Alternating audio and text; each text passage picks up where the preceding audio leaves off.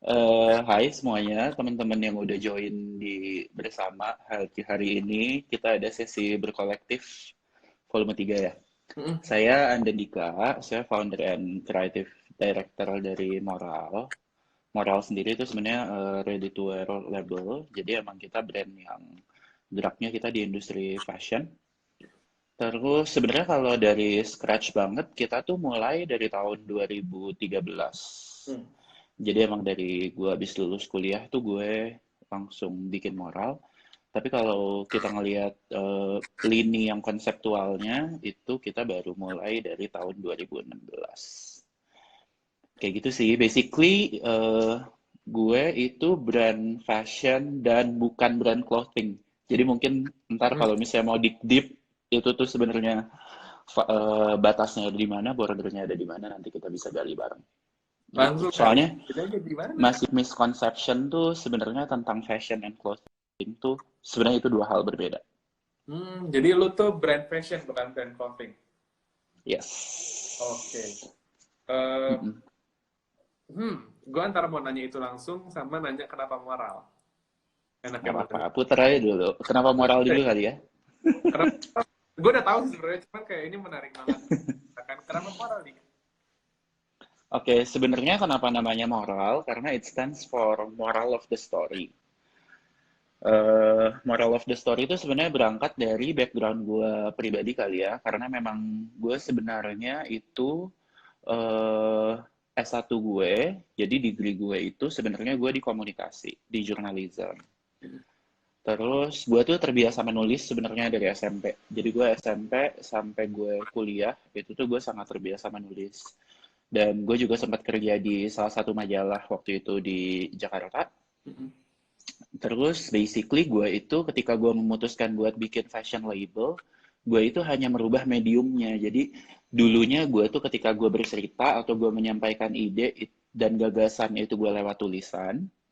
Tapi kemudian akhirnya gue berpikir bahwa oh ternyata ada satu medium yang lebih powerful gitu loh. Dan gue tuh ternyata melihat bahwa fashion tuh sebuah perfect medium untuk menyampaikan gagasan yang gue punya. Karena yang disentuh tuh menurut gue aspeknya emosional dan secara senses tuh si fashion tuh menurut gue, ini menurut gue ya, karena gue mungkin mengimani fashion terlalu religius, gue tuh melihat fashion tuh ternyata medium yang lebih efektif kalau buat gue menyampaikan sesuatu secara karya. Hmm. Yang lu sampaikan itu Mm-mm. apa sih sebenarnya? Yang apa? Pesan Sorry, pesan yang lu sampaikan pesan. sebenarnya apa sih? Atau beda-beda? Nah, sebenarnya tuh pesannya beda-beda. Jadi sebenarnya gue tuh justru melihat fashion itu jadi satu medium yang sangat liberating buat gue. Jadi ada di beberapa koleksi yang gue memang cerita masalah-masalah personal. Mm-mm. Ada beberapa tuh tentang gue interaksi sama manusia, pasti interaksinya sifatnya sangat emosional ya. Jadi ada momen-momen yang, oh gue cerita tentang love story gue, Mm. terus ada juga yang, oh gue cerita tentang persahabatan gue sama teman-teman gue yang emang udah temenan lama banget, hampir 20 tahun sama gue. Terus gue juga bisa cerita tentang keluarga gue gitu loh, tapi in a very subtle and beautiful way, kalau menurut gue, buat gue. Nah, tapi tadinya gue berpikir kayak, oh fashion tuh tadinya sebenarnya cuma tentang segala sesuatu tentang keindahan gitu. Tapi setelah gue perhatiin, ternyata enggak juga gitu. Even di beberapa koleksi, ternyata gue tuh bisa menuangkan kesedihan gue. Atau bahkan di koleksi yang kemarin waktu Fall Winter, sorry, yang buat Spring Summer 2020, jadi gue presentationnya last September, sebenarnya gue tuh di koleksi itu tuh sangat marah gitu loh. Hmm. Jadi buat gue tuh kayak gila ini tuh satu medium yang luar biasa, yang bisa menyalurkan emosi yang gue rasakan, tapi dengan cara yang sangat indah. Dan gue tuh jadinya bisa interaksi gitu dari orang-orang yang datang ke show gue, terus akhirnya mereka kasih feedback, terus mereka ngasih tahu how they feel towards the collection, towards the presentations. Itu tuh jadi sesuatu yang sangat membuat gue merasa hidup. Hmm. Wow. Iya, gue rasa kayak gitu kali ya. Oke. Ini Mm-mm. eh, kalau misalnya di luaran kan suka ada yang bilang fashion is a statement gitu. Fashion is a statement. Sebenarnya Mm-mm. kalau di bahasa awamnya gitu, jadinya sebenarnya fashion tuh apa sih gitu? Maksudnya statement, baju, Mm-mm. Mhm. Canvas atau maksudnya apa sih industri fashion tuh? Iya. Kalau gue pribadi, tapi ini pandangan gue pribadi ya, gitu. Karena Yes. sebenarnya bagaimana kita mempersepsi fashion dan kita mendefinisikan fashion tuh menurut gue kayak setiap orang punya caranya masing-masing. Tapi kalau dari gue pribadi sebagai seorang desainer, sebagai seorang pelaku di industri ini, bagi gue sebenarnya fashion itu dia tuh mediumnya gitu loh. Hmm. Jadi tapi kadang tuh media itu sendiri tuh dia punya karakteristik yang dan apa ya? Ya punya karakteristik yang khas gitu. Nah, fashion tuh menurut gue sebenarnya medium karena kadang tuh dia bisa jadi kosong aja gitu. Ketika seorang desainer sebenarnya nggak punya konsep, nggak punya message, ya akhirnya dia tuh cuma jadi medium, kosong, nggak ada artinya, meaningless. Tapi ketika Oke. seorang desainer dia punya vision, dia punya konsep, itu tuh akhirnya jadi a perfect medium buat seseorang untuk menyampaikan sebuah gagasan. Makanya sebenarnya orang banyak yang suka bilang kayak fashion is a statement. Sebenarnya menurut gue tergantung. Lu tuh punya statement apa, kemudian lu menuangkan itu lewat fashion. Menurut gue kayak gitu sih. Hmm. Tadi kan Mm-mm. Dika sempat bilang pokoknya moral tuh brand fashion ya, bukan brand clothing gitu. Mm-mm. Tapi berarti kan sebenarnya Mm-mm. karya-karya itu wearable gitu loh, bukan yang kayak bukan yang tiba-tiba lu pakai baju plastik ash gitu loh. Maksudnya lu Mm-mm. pakai plastik Mm-mm. kayak bukan yang bizar banget kalau lu pakai liatin gitu kan. Sebenarnya Ngerti, ngerti. bedanya apa, tipisnya di mana itu gimana sih clothing dan fashion? Oke, jadi eh kalau menurut gue sebenarnya yang membedakan antara fashion sama clothing itu tuh ada pada purpose. Nah, kalau kalau clothing atau pakaian kayak baju yang gue pakai misalnya kayak t-shirt. Ini tuh t-shirt tuh masuknya clothing. Itu tuh sesuatu yang basic, sesuatu yang sifatnya sangat primer. Kalau misalnya, setahu gue kemarin di Bersama juga sempat ada isu yang tentang sandang, pangan, papan. Was it? Apa Ya, sih? ya, ya. Iya, bener ya? Betul, betul. Nah, ya kalau itu tuh kebutuhan primer. Semua orang tuh butuh baju. Semua orang tuh butuh clothing. Tapi nggak semua orang butuh fashion. Karena Oke. emang fashion itu menurut gue tahapannya ada di level sekunder atau bahkan mungkin tersier, tergantung Hmm. skalanya. Tapi fashion tuh bukan sesuatu yang primer. Menurut gue nggak ada orang yang bisa hidup tanpa clothing, Hmm. tapi orang tuh sebenarnya baik-baik aja kalau nggak ada fashion. Orang tuh tetap bisa hidup. Ini menurut Oke. gue, gitu. Oke. Karena sebenarnya contoh ya, menurut gue juga akan gamblang gitu. Gue selama ini berkarya di moral. Ya kalau Hmm. misalnya nggak ada moral juga gue nggak akan mati gitu loh, ngerti nggak? Dan semua orang juga nggak akan mati. Tapi kalau sampai orang yang memproduksi pakaian, yang memproduksi clothing mereka berhenti, ya baru gitu loh. Ah, I Jadi see. Oke. yang bisa gue sampaikan adalah clothing tuh bagian dari fashion, tapi fashion tuh nggak selalu nempel ke clothing Hmm. Oke. gitu. Oke. Eh, terus gue jadi penasaran deh, mas. Gue kan berarti sebenarnya industri fashion itu bukan industri yang kasarnya gitu, harus banget ada gitu istilahnya kan ya. It's Mm-mm. Mm-mm. it's part of tertiary needs lah. Mm-mm. Eh, Mm-mm. kenapa lu main di sana? Maksudnya cuannya ada emang atau gimana tuh? Nah, ini tuh sebenarnya akan selalu jadi pembahasan yang menarik ya. Karena gini, kalau misalnya kita ngelihat gitu, kenapa sih industri orang tuh selama ini suka bilang kayak, oh ya industri fashion bla bla bla gitu loh. Terus kayak, oh booming online shop dan sebagainya. Nah, sebenarnya yang online shop tawarin tuh itu bukan fashion, itu tuh clothing. It's something Oke. that is very basic. Everyone can pull it off gitu loh. Sebenarnya kalau lu tanya ke gue kayak kenapa gue melakukan ini, itu sama kayak lu nanya ke seorang pelukis gitu, kenapa lu melukis? Oh iya, oke. Fair. Ya, ya ngerti kan? Jadi atau kayak kenapa lu nanya misalnya sama seorang ceramik artis gitu kayak kenapa lu bikin keramik gitu loh. Di saat sebenarnya lu bisa pakai material lain gitu. Hmm, hmm, hmm. Contohnya kayak gitu sebenarnya. Jadi kenapa gue memilih jalur ini? Karena kalau buat gue ya ini panggilan hidup gue sih. Kayak Hmm. ya emang ini tuh jalan jalan yang gue pilih, ini yang membuat gue merasa lebih hidup gitu. Tapi di tengah situasi sekarang gitu kayak during this pandemic gitu, gue sebagai fashion brand ya sebenarnya not so much to do gitu loh. Kayak gue tuh udah tahu produk yang Oke. gue bikin itu tuh prioritasnya jadi nomor 3 dan gue harus aware.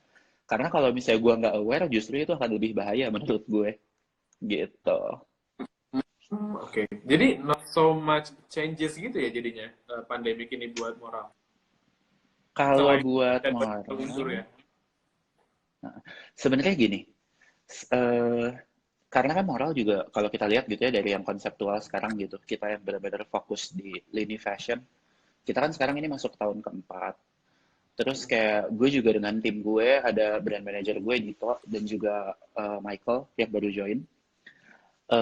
Kita tuh kemarin kayak sempat diskusi gitu. Justru kan sebenarnya ini tuh momentum kita buat expand kan. Hmm. Jadi kita lagi nyiapin strategi nih. Terus kemarin tuh harusnya kita mau ada show kan, Hmm. tanggal 18 Maret.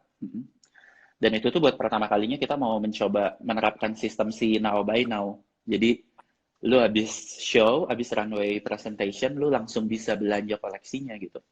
Wow. Tapi terus tiba-tiba show-nya cancel. Demi Ya. kebaikan bersama ya, gua pun tidak merasa yang kayak oh kecewa banget. Enggak, menurut gua karena emang ya yang lebih penting tuh kayak keselamatan kita semua dulu gitu loh. Cuma terus ya gue juga sama Dito sama Michael jadi mikir gitu loh. Ya ini kita gimana ya? Maksudnya kayak kita tuh justru lagi mau ekspansi terus tiba-tiba ini terjadi. Tapi kalau buat kita sendiri, akhirnya ya udah, kita tuh tinggal geser aja strateginya. Anyway, kita semua lagi mau maju. Terus tiba-tiba pas kita mau maju, mentok. Ya udah mentok tuh lu punya dua opsi. It's either lu ke kanan, atau lu ke kiri, atau lu putar balik. Nah, kita kan lagi Hmm. nyari jalan tuh. Nah, sekarang tuh itu yang lagi kita lakukan. Akhirnya kita ya udah kita bikin digital activity, terus presentation kita akhirnya kita rubah formatnya. Jadi nanti kita presentasi lewat kanal Instagram karena menurut kita sekarang everyone will always be on their phone. Jadi ya udah kita mencoba buat optimisasi di handphone Iya. gitu. Mm-mm. Gitu sih, Cok. Ah, sih. Nah, kalau misalnya emang kayak gitu, jatuhnya nih, kalau misalnya gue tanya, ngebalance antara lu punya passion and purpose dengan bisnis in general, jadinya gimana? Kan lu nggak bisa, lu kan harus balance kan? Nggak mungkin cuma Betul, klub. Harus betul, gini betul. approach-nya gitu. Nah, ini gue setuju banget nih, Cok. Jadi sebenarnya gue juga mau bilang, ini gue akan segamblang mungkin dan mungkin akan ada beberapa statement yang terdengar kasar. Hmm. Tapi emang gue tuh kalau misalnya lagi sharing, gue suka segamblang mungkin karena gue pengen orang ngerti ya. Jadi kalau kalau misalnya gue nggak gamblang juga kadang malah jadi setengah-setengah gitu, nggak enak. Gue tuh sempat diskusi sama beberapa teman gue ya, pelaku di industri yang sama gitu. Memang pada dasarnya karena kita tuh aware bahwa fashion itu bukan kebutuhan yang primer dan Hmm. dia tuh sangatlah bahkan menurut kita tersier. Jadi sebenarnya para pelaku di industri kita pun sebenarnya banyak yang memang ini tuh fakta gelap ya menurut gue. Memang jarang yang mereka tuh mulai dari nol. Oke. Jarang mulai dari nol ini yang gue maksud adalah bukan kayak mereka kerja keras dan segala rupa, semuanya juga kerja keras. Tapi biasanya tuh backup capitalnya tuh dari awal udah gede Hmm. Ini gitu. dari Kenapa gue bisa bilang kayak gitu? Yes, kenapa gue bisa bilang kayak gitu? Karena buat kamu memasarkan produk fashion, itu tuh kamu nggak bisa memasarkan kayak kamu produk clothing. Di fashion tuh kamu nggak bisa kasih diskon. Di fashion tuh kamu nggak bisa kayak kayak di pasar gitu loh jualannya. Hmm. Nah, Karena lu jadi kan bukan itu tuh sebenarnya benar, karena emang ini tuh bukan kebutuhan primer gitu. Jadi kita tuh harus sadar dulu sama situasi itu. Nah, sementara gue pribadi, gue tuh justru memulai ini dari nol dan memulai dengan capital yang sangat minim. Hmm. Jadi Oke. buat gue tuh sebenarnya susah banget. Buat gue tuh susah banget 4 tahun bertahan di sini dengan jalur fashion yang udah gue kukuhkan ya kayak oke udah gue mau fokus ambil di jalur fashion itu tuh susahnya setengah mati. Gue buka-bukaan aja ya. Hmm. Karena kalau orang banyak yang suka berpikir kayak, oh ini tuh industri yang sangat menyenangkan gitu, dan semuanya Lama. tuh sangat, glamor dan sebagainya ya. Gue sih mau ngasih tahu aja kalau emang sebenarnya capital lu nggak gede, ya glamor dan menyilaukan sih ya tetap, tapi ya lu tuh capek banget gitu. Gue kasih tahu aja capek banget. Nah, Hmm. tapi terus pertanyaannya kan sekarang kalau di gue terus gue mau gimana? Ya tetap akhirnya gue mesti kompromi Hmm. gitu. Nah, Oke. bentuk kompromi gue adalah akhirnya di moral tuh kita memutuskan untuk bikin second line Hmm. gitu. Jadi emang udah second line ini sebenarnya konsepnya kita mulai dari tengah tahun lalu, Oke. terus sekarang udah mulai jalan dan lumayan stabil. Jadi ya udah nanti si second line itu si second line ini peranannya dia agak lebih dia jadi kayak clothing line-nya di brand ini Hmm. gitu. I see, I Jadi see. akhirnya emang di moral tuh bentuk kompromi kita akhirnya punya dua line, yang satu fashion line, yang satu clothing line gitu. Lu tetap sebagai desainer kan? Lu punya Mhm, dua line nih. Nah, lu sebagai mhm. tadinya desainer jadi ngikut ngurusin yang bisnis clothingnya juga nggak? Pada akhirnya gue sih jalanin dua-duanya ya tetap ya, dan jujur tadi tadi sebenarnya di isu kita percakapan tadi sebelumnya yang lu sama Dinda, gue juga di situ emang belajar banyak ya sama tim gue, karena kan we work in a very small team kan at the moment gitu, terus semua kayak gue masih kayak urus sendiri kayak gitu-gitu. Nah, tapi memang satu poin yang kita sadari, kalau kita mau sustain, kalau kita Hmm. mau berkembang lebih jauh, ya pada akhirnya emang kita harus expand timnya juga gitu. Terus Hmm. gue sih dengerin insight bisnis ya, banyak gitu dengerin insight bisnis. Tapi emang porsinya gue tetap harus atur karena gue sempet coba buat fokus di dua-duanya dan itu tuh sangat overwhelming. Jadi gak ada menurut gue orang yang bisa ngerjain segalanya sendiri, itu tuh Wih. mission impossible sih. Since lu seorang desainer gitu, lu kan harus ngejaga sanity lu untuk nggak terlalu banyak twist yang manajerial kan. Kalau kan lu gila. Lu bagi waktunya gimana sih antara Mm-mm. ya jadi desainer sama jadi businessman-nya gitu? Oke, Ya. oke, oke. Ngebahas soal bagi waktu buat kreatif sama hal-hal yang sifatnya manajerial ya. Oke. Jadi kalau gue pribadi sebenarnya itu tuh kan emang sebenarnya dua aspek yang nggak bisa dipisahin ya Hmm. gitu. Tapi gue selalu berusaha untuk ngejaga gimana caranya creative vision gue tuh selalu Hmm. bisa, eh, gue mengutamakan itu karena sebenarnya spirit brandnya ada di situ. Karena menurut gue apa yang membedakan antara satu brand atau seorang desainer dengan brand dan desainer lainnya tuh sebenarnya ada di kreatifnya. Karena itu tuh eh, jiwanya gitu. Tapi at the same time bisnis tuh nafasnya gitu loh. Jadi emang mau nggak mau tuh gue harus kayak back and forth atau kayak kiri dan kanan bolak-balik buat ngecek semuanya gitu. Karena sebenarnya itu tuh ada sesuatu yang dulu pernah diajarin sama gue. Ini tuh ibaratnya kayak ada dua garis di tangan lo gitu. Yang satu tuh kayak Hmm. idealisme dan yang satu tuh komersialisme gitu. Itu tuh dua aspek yang nggak bisa lo pilih karena aspek komersil akan membuat idealisme lo terus berjalan, sementara Hmm. idealisme lo tuh akan menunjukkan atau memberikan identitas tentang brand lu tuh apa atau lu tuh siapa as a designer gitu. Jadinya. Jadi emang itu tuh dua hal berbeda, tapi ya mereka tuh beriringan gitu. Kamu nggak bisa pilih salah satu gitu. Emang itu sesuatu yang harus dijalani bersama-sama gitu. Hmm.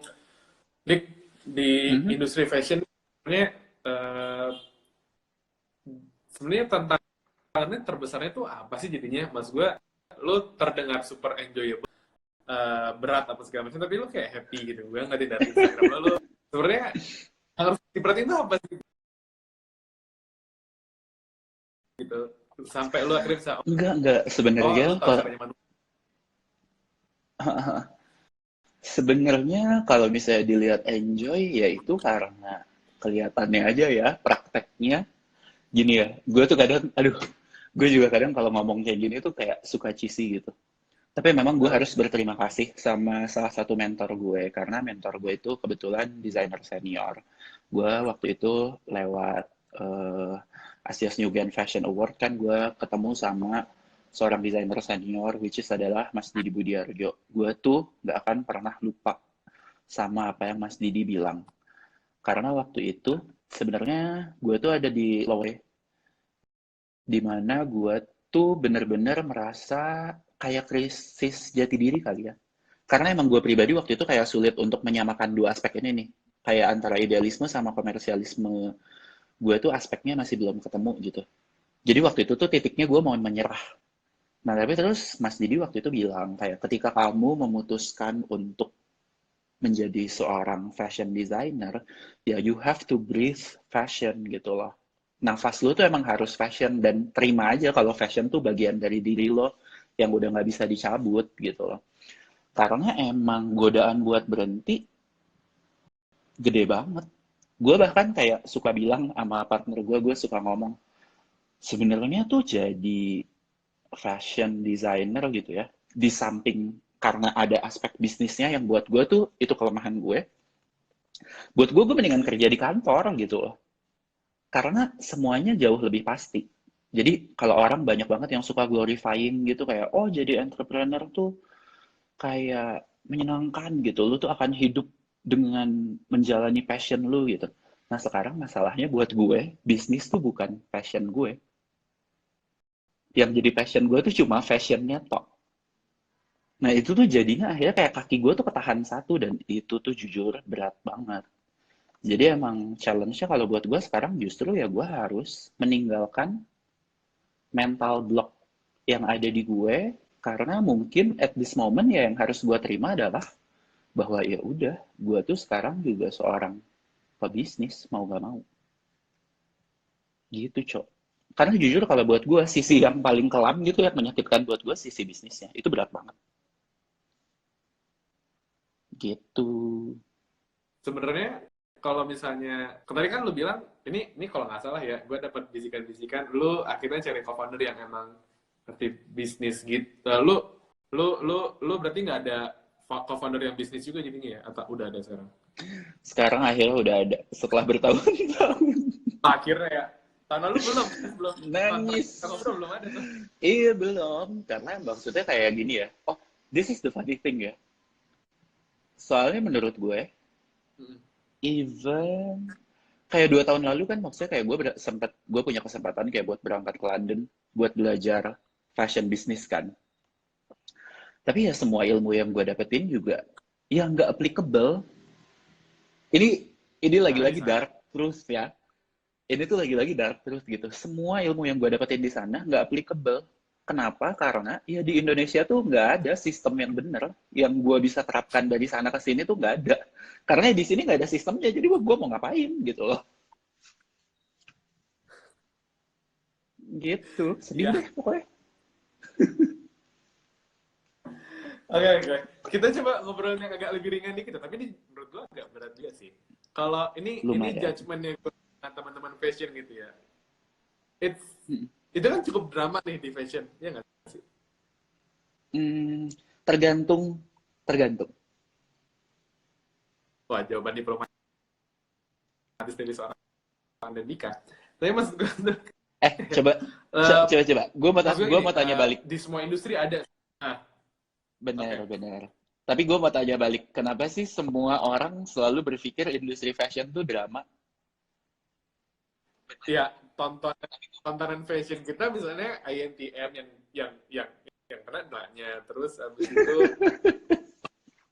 ngerti kan, maksud gue disuguhkan entertainmentnya tuh kayak gitu.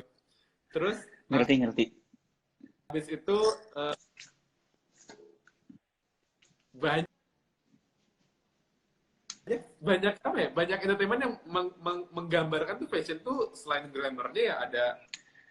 Sebenarnya menurut gue gimana ya? Karena kalau buat gue pribadi sebenarnya kalau ngerjainnya tuh Hmm. gue merasa justru itu menenangkan ya. Kayak contoh, misalnya gue lagi di Hmm. studio, gue lagi photoshoot, gue lagi syuting. Gue lagi develop koleksi, lagi nulis narasi buat kayak designer's note gitu. Gue malah Hmm. merasa damai banget. Jadi sebenarnya kalau orang ngeliatin kayak oh fashion drama bla bla bla gitu-gitu kayak hmm, nggak juga sih menurut gue. Apalagi kalau orang yang Berarti kenal sama gue ya. Mythbusters Kayak sebe itu berdasarkan flow-nya ya. iya bener bener. Ini kayak ada yang nanggep ini tadi Dito. Fashion kayak hip hop dik drama itu kontennya. Iya bener. Bener bener bener bener. Gue sependapat sih. Hmm. Gue Iya sih, sependapat. iya sih. Oke, kita balikin Gitu. ke bisnisnya lagi ya. Gue agak Oke. puter-puter nih. Wah gila gue Kan, dihajar di bisnis nih. Seru. kan biar sustain katanya. Coba lanjut. Kan lu udah ada co-founder nih. Co-founder lu kan bantuin lo di bisnis jadinya kan. Mm-mm. Untuk nemuin co-founder yang bisa ngerti visionnya elu di industri yang tersier itu tuh gimana sih proses lu nemuin Mm-mm. co-founder? Sebenarnya susah. Jadi ini yang mau gue share juga ya. Kita tuh sebenarnya nyari partner bisnis tuh perjalanannya tuh sangat panjang ya. Kalau buat gue pribadi. Oke, jadi pertama waktu gue mulai banget dulu tahun 2013 itu juga sebenarnya gue ada partner. Tapi emang ada ketidakcocokan secara visi sih. Jadi aku tuh cuma last buat sekitar 6 bulan ya. Bahkan kurang, iya ya cuma sekitar 6 bulan. Terus akhirnya harus split. Nah, tapi eh, habis itu gue tetap jalan sendiri kan. Gue jalan sendiri sampai akhirnya tahun 2016. Nah, 2017 itu gue dapat partner lagi. Apalagi waktu itu ada project yang lumayan besar skalanya. Jadi waktu itu kita bahkan kita dapat show. Jadi kita bikin runway show. It was very experimental karena show-nya di With the Fest gitu. Jadi kita bikin street runway gitu konsepnya. It was massive dan very commercial. Nah, cuma terus udah jalan juga di tengah jalan tuh ternyata ketemu eh, fakta bahwa ternyata si partner gue waktu itu dia tuh tidak bisa mengakomodir concern gue dan fokus gue yang sifatnya lebih konseptual dan idealis gitu loh. Akhirnya split lagi gitu. Jadi ibaratnya pacaran tuh udah kayak putus udah kayak gonta-ganti pacar aja gitu. Tapi terus abis itu gue tetap jalan kan. Nah makanya pada saat gue paksain dan gue terus jalan, sebenarnya di situ gue ketemu sama lowest point gue yang tadi gue sempat bilang gitu. Nah tapi di lowest point itu justru akhirnya gue juga mulai menyadari karena ternyata itu satu yang gue sadar ternyata mental blocknya juga ada di gue gitu. Yang menganggap bahwa oh sisi bisnis tuh kayak apa ya ibaratnya tuh gue nggak bisa berdamai sama sisi bisnisnya gitu dan akhirnya gue mencoba berdamai. Setelah gue mencoba berdamai, guanya juga lebih mempelajari sisi gimana sih caranya sebenarnya buat gue bisa lanjutin bisnis gitu loh di industri ini gitu loh, ngembangin sisi bisnisnya. Baru emang akhirnya gue tuh jadi bisa lebih nyambung kalau diskusi soal bisnis gitu sampai akhirnya gue jalan bareng sama partner yang sekarang gitu. Gitu, Cok. Nah, Coba deh. Coba gue juga jawabnya pendek-pendek. nggak apa nggak Hmm. apa. Tadi tadi sih, ini ada yang mau nanya lagi nggak? Kalau misalnya ada yang mau nanya lagi, silahkan loh. Tadi kan lu sempat ngomongin mental block tentang lu Mm-mm. menganggap uh, bisnis tuh musuh lu, bisnis mungkin bikin lo jadi nggak bisa gerak segala macam bla bla bla gitu. Mm-mm. Tadi gue nggak tahu udah dijawab atau belum, tapi gue penasaran untuk mendengarkannya. Cara untuk Mm-mm. lu berdamai dengan itu tuh gimana sih? Oh, oke. Jadi sebenarnya eh karena emang sebenarnya emang ketika kita buat bisa berdamai sama sesuatu, itu emang kita harus mengenal dulu kan. Kita tuh harus tahu dulu sebenarnya masalahnya ada di mana gitu loh.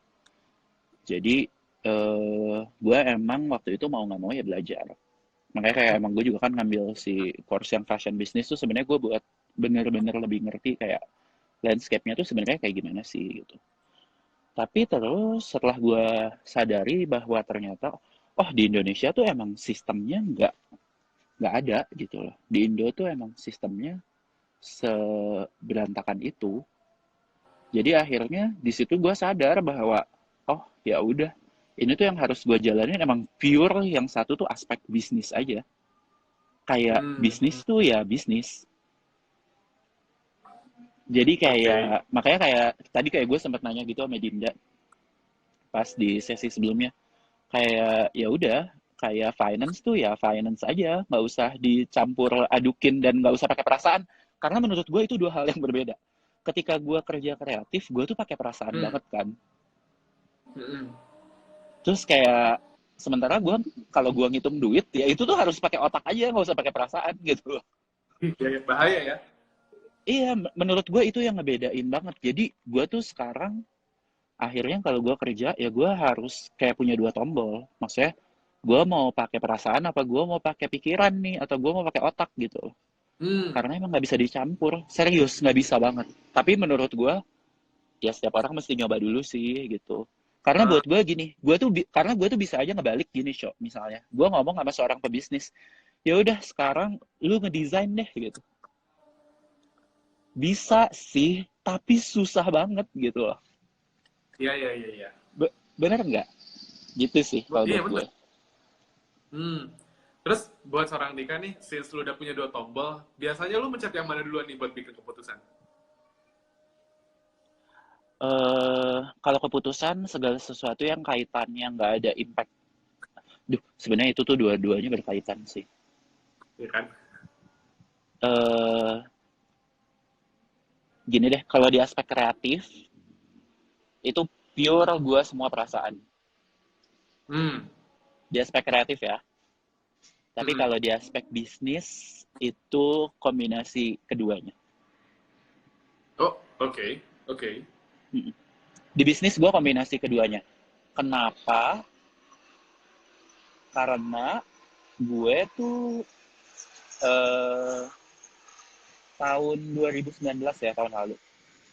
Ini gue sharing. Hmm. Tahun lalu tuh gue dapat project yang sangat besar, tapi secara hitung-hitungan di atas kertas kayak segala rupa udah bener, udah bagus. Tapi terus proyeknya jalan, proyeknya selesai, di akhir ternyata it was a scam. Gitu. Jadi gue kena scam dan Apa? waktu itu akhirnya gue kena scam, serius. Ternyata apa? Kena scam. Oh, Gue tuh kena scam, wow. lumayan Oke. kayak gede banget lah. Terus terus. Impactnya juga buat mental gue jadi kena banget gitu. Kenapa? Terus Hmm. akhirnya gue Hmm. diskusi waktu itu sama tim gue ya karena kita akhirnya jadi kayak terlalu robotik yang kayak karena kita ngelihatnya bisnis doang terus kayak oh ya udah deh ini hitung-hitungannya aja semua bla bla bla. Padahal di awal tuh emang kita ada feeling gak enak gitu loh kayak duh bener nggak ya terus ya udah ternyata bener akhirnya kita rugi gede banget. Wah. How do you survive that? eh Down sih down banget ya gue sempet ada fase hancur banget terus sebenarnya jalur hukum juga udah ditempuh. Hmm. Tapi akhirnya kita ngelihat effort yang kita keluarin itu akhirnya udah nggak ada benefitnya deh buat kita gitu. Maksudnya gue mendingan kayak ya udah lupain aja, kita bikin yang baru gitu. Kalau buat gue Hmm. akhirnya kayak gitu. Makanya tadi sebenarnya kenapa gue sempat nanya sama Dinda kalau misalnya kita rapot merah gimana nih? Karena emang gue punya kecelakaan itu gitu. Hmm. Cuma Ya, buat ya gue sih. pribadi sekarang udah kayak ya udahlah gitu. Karena emang waktu itu juga kita udah ngobrol jalur hukum juga udah kita tempuh, tapi kalau kita lanjutin malah kayaknya gue khawatir itu akan ngeblok kayak Hmm. kreatif site yang gue punya deh. Jadi mendingan nggak usah. Makanya Jadi, akhirnya gue punya huh? presentasi bulan September, yang September kemarin. Huh? Sebenarnya itu tuh pure anger. Karena ya udah akhirnya gue channeling kemarahan gue lewat show gue aja gitu. Kalau teman-teman Wah. nanti ada yang penasaran, bisa lihat di IGTV-nya Moral karena presentationnya gue upload di situ. Hmm. Di sini belum bisa swipe up, maaf ya. Belum bisa swipe up dua-duanya. Tapi Gitu. tadi gue mau nanya apa? Tadi gue ada pertanyaan pinter menurut gue. Let me think, let me think. Um, Apa tuh, Cok? um, um, Kok gue lupa ya? Gue jadi ikutan lu kena tipu. Apa? Oh, Oh, jangan ini jangan kesel. Jangan kesel. Udah lewat. enggak. Maksudnya, lu kan gara-gara ada kejadian itu jadi harus ngerti legal kan jadinya. Mm-mm. Lu jadi belajar legal, lu emang jadi finance harus tahu manajemen, office, HR, milih tim gitu. Mm-mm. Eh Maksudnya tuh berarti emang ternyata walaupun lu based on purpose, walaupun lu based on passion, darah lu fashion, lu tetap harus belajar hal-hal menyebalkan itu jadinya ya. Mm-mm. Betul.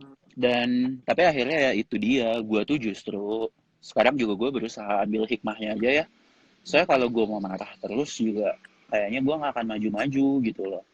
Jadi Mm-mm. akhirnya gue mikir aja, satu hal yang ternyata gue harus terima sekarang, ya satu iya, oke, emang fashion tuh jalan hidup yang gue pilih. Mm-mm. Tapi ya gue juga nggak bisa cuma hidup dari fashion. Itu aja yang gue akuin dulu gitu. Itu yang harus gue terima dulu. Jadi Mm. gue tuh nggak boleh denial bahwa gue tuh harus bisa bisnis juga. Emang gue tuh harus bisa. Gue nggak punya pilihan sekarang. Mm. Mm. Mm. Kenapa gue harus bisa? Karena at least kalau gue udah bisa, nanti tuh ketika gue cari partner atau co-founder, ya seenggaknya gue tuh bisa tektoknya lebih enak gitu. Nggak akan ada konflik-konflik yang nggak perlu lagi karena kita ada di halaman yang sama gitu. Jadi Mm. yang penting itu dulu. Terus kalau soal legal, gue juga kemarin beruntung banget karena gue dibantuin sama sahabat gue kan. Mm. Soal legal juga ya, gue harus belajar. Seenggaknya gue tahu permukaannya seperti apa, nanti ya baru gue ngejalaninnya kayak gimana. Dan ini tuh Oh. akan merembet, bukan cuma soal bisnis sama legal. Nanti soal pajak, udah soal pajak juga nanti gue harus urusan lagi soal PR. Gue harus ada hubungan sama brand A, brand B, brand C gitu buat kolaborasi. Belum nanti kalau ada ngurusin sponsor segala rupa gitu. Jadi nggak bisa. Ini tuh ujungnya bukan cuma soal fashion man gitu. Iya, iya, iya. Heeh. Tris ini ya. Iya ternyata. Oke, ini ada pertanyaan nih. Ah, Mhm. Pandangan nih Kak, fashion Indonesia masa depan. Fashion harus Mhm. keluar biar sukses. Dari fashion di Indonesia Oke. gimana? Yes. Menurut gue ini pertanyaan yang sangat bagus. Indonesia itu sebenarnya menurut gue punya talent yang sangat banyak. Kayak talentnya itu sebenarnya bagus-bagus banget dan gue tuh seneng karena kayak gue pengen sebut beberapa teman gue ya karena kita kayak seperjuangan gitu. Sebutkan. Sebutkan contohnya ada satu desainer muda juga namanya Angelita Nurhadi. Dia nama brandnya tuh Studio JJ. Itu Oh, tuh bener-bener kayak sangat high craftsmanship. Terus dia tuh mencoba meredefine kayak Indonesian craftsmanship and heritage tuh kayak gimana sih buat bisa relevan sama fashion yang lebih modern gitu konteksnya gitu. Itu tuh sebenarnya menurut gue bagus banget gitu. Sesuatu yang di industri fashion barat tuh nggak ada hmm. gitu. Oke. Tapi yang gue kalau misalnya orang sekarang ngelihat misalnya kayak fashion Indo tuh kayak selalu mentoknya tuh kayak batik lagi, tenun lagi. Sebenarnya fashion tuh nggak melulu soal tekstil. Hmm, hmm. Fashion itu tuh sebenarnya teknik juga iya. Konten atau kayak apa yang ditampilkan juga iya. Contohnya kalau di koleksi moral terakhir gitu, gue bikin prints yang itu tuh motifnya dari motif Metro Mini dan Kopaja. Itu kan sangat Indonesia gitu.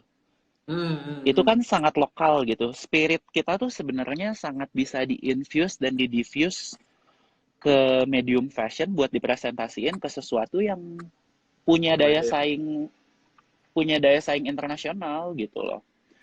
Nah, Oke. tapi kalau pertanyaannya Dito tadi, menurut gue jawabannya iya dan tidak.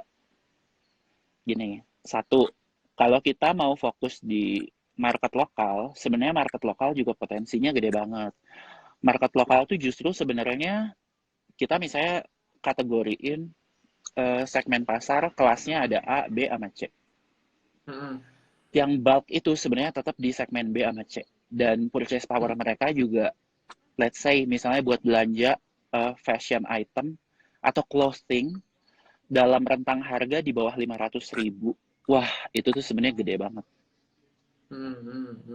Itu tuh gede banget. Jadi sebenarnya kalau kamu ngelihatnya dari aspek bisnis fashion, kalau kamu mau main di situ, sebenarnya itu tuh peluangnya gede banget Oke. secara bisnis. Tapi kalau kamu juga mau ngebahas secara kreatif, menurut gue, ya kreatif sih kita expose sebesar-besarnya aja di dalam negeri. Tapi kalau kita punya kesempatan buat keluar, kenapa enggak?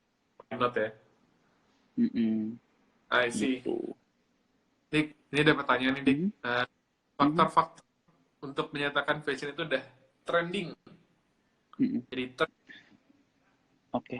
Sebenarnya kalau menurut gue yang bikin fashion bisa jadi tren tuh faktornya ada banyak. Sebenarnya tuh eh, bisa fashion mempengaruhi tren atau sebaliknya tren mempengaruhi fashion.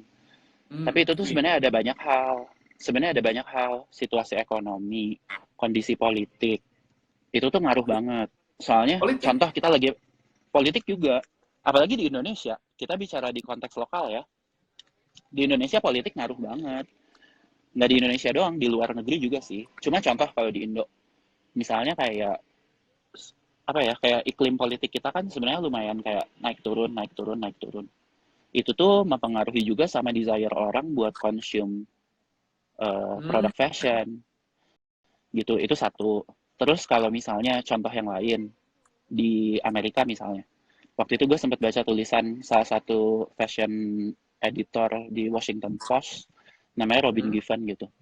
Dia tuh di situ ngebahas bagaimana sebenarnya fashion tuh bisa menjadi alat. Waktu itu ada Condoleezza Rice, jadi dia datang ke sebuah camp di Auschwitz gitu. Bagaimana sebenarnya si fashion tuh bisa menyampaikan pesan-pesan politik juga, kayak gitu. Atau Wow. kalau di Indo nih yang lucu, di Indo yang lucu. Jadi waktu itu ada salah satu petinggi eh, di bidang keuangan lah, dia kena kasus korupsi. Hmm. Nah, tapi dia tuh setiap kali sidang dia tuh justru pakai fashion item yang bener-bener bikin dia tuh kayak kelihatan stunning banget gitu. Sebenarnya itu tuh statement juga. Itu tuh Hmm. statement, tapi ini di level semiotika ya. Jadi kayak itu tuh sebenarnya statement banget, kayak gue tuh sebenarnya nggak takut. Gue tuh sebenarnya kayak ya udahlah gitu, ngerti nggak sih? Kayak itu tuh bisa jadi hal-hal kayak gitu gitu loh, komunikasi yang sangat subliminal banget gitu. Nah, tren tuh Oh, ya dipengaruhi sama banyak hal gitu. Berbagai fenomena tuh bisa sangat mempengaruhi. Nah, sekarang makanya kalau menurut gua yang lagi hot banget currently di fashion industry itu kan kita ngebahas soal sustainability. Nah, kenapa sustainability dan ethical fashion tuh menjadi sesuatu yang sangat hot, yang sangat on trend? Karena ya bumi kita lagi sakit gitu, karena global warming is real gitu. Yes. Bentar, Cok. Gue kayak ada yang mau gue lanjutin. Sebenarnya ada formatnya. Jadi yang mempengaruhi secara eksternal, tren itu sebenarnya ada PESTLE, ada 6. Jadi sebenarnya itu pastel. Pastel tuh political, environment, social, technology, terus ekonomi, L-nya legal, law and legal. Itu juga ngaruh banget gitu. Jadi pokoknya soal tren ya semoga menjawab. Ada pertanyaan dari Dinar. Kalau di Indonesia pengen banget kolaborasi sama desainer lokal siapa? iya. Pertanyaan Mau Dinar. collab siapa? Oke, pertanyaan Dinar adalah tentang kalau misalnya kolaborasi sama brand lokal Indo pengen sama siapa? Sebenarnya kalau gue pribadi, kalau sama brand lokal Indo, gue paling seneng kolaborasi sama yang desainnya tuh bisa komplement sama sama DNA-nya moral. Terus yang Hmm. di luar dari bikin, gue lebih suka kolaborasi sama brand aksesoris sebenarnya. Kayak gue juga pengen Oke. mention beberapa kayak kayak kita kolaborasi sama Christine Wu. Christine Wu tuh dia bikin sepatu. Hmm. Hmm. Terus gue seneng sama kolaborasi itu karena kita jadi enak ngeresponnya. Kayak Hmm. Christine ngerespon DNA-nya moral, terus kita bikin sepatu bareng yang emang jadi nggak ketebak gitu hasilnya. Oke. Gitu. Oke. Terus, uh-uh. Terus kemarin buat koleksi baru yang akhirnya harus dipending karena keburu kena pandemik, itu kita bikin aksesoris juga gitu. Jadi bikin aksesorisnya kita sama ada teman gue namanya Kanishka. Jadi kalau buat gue pribadi sebenarnya kolaborasi itu sama siapapun yang penting ada interaksi gitu. Bukan kayak cuma oh gue suka yang ini terus ganti warna gitu. Atau kayak sebatas kolaborasi yang kayak pengen buat marketing purpose aja biar kayak naik biar rame gitu. Gue sebenarnya lebih suka sesuatu yang emang jadi efektif. Kita tuh bener karena hasilnya jadi nggak ketebak gitu. I see. Gue suka proses yang bisa hasil akhirnya tuh sesuatu yang mengejutkan gitu loh, sesuatu yang surprising. Menarik. Iya, kita nggak jadi ya. Gitu. Kemarin gue disuruh masih buat sehat dulu. Personal. Oh ya, sambil kalau mau nanya silahkan drop C. Gue kolaborasi itu sebenarnya menurut gue nggak terbatas buat sama fashion brand lagi aja sih. Karena kayak yang gue bilang tadi, sebenarnya kan fashion tuh cuma salah satu mediumnya. Karena memang kalau gue boleh cerita lagi sedikit, gue tuh pertama kali rilis tahun 2016. Itu juga gue kan bikin presentation sangat sederhana ya. Tapi kita bikin presentasinya waktu itu justru dibukanya sama teater. Jadi waktu itu gue minta tolong sama temen gue, which is Asmara Abigail. Itu karena mereka emang punya sih.